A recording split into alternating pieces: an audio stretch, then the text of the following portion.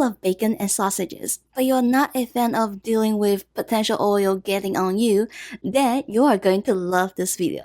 First, you will need an air fryer, but it's totally worth it if you use it as frequently as I do. My boyfriend has eggs, bacon, and sausages for brunch every single day.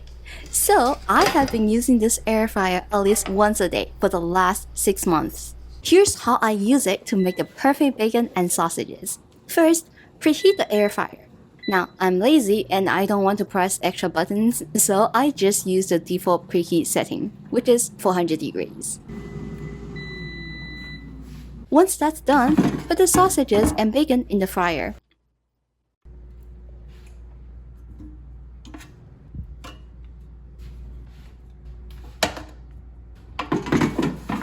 Then, set it to 350 degrees for 8 minutes. Depending on the cut and size of the bacon pieces or sausages, you might need to adjust the time. If you want crispier bacon, you will need to add additional time. This is the setting that works for me after many tests. Check the description for additional resources on using the air fryer. Hope this helps. Happy air frying!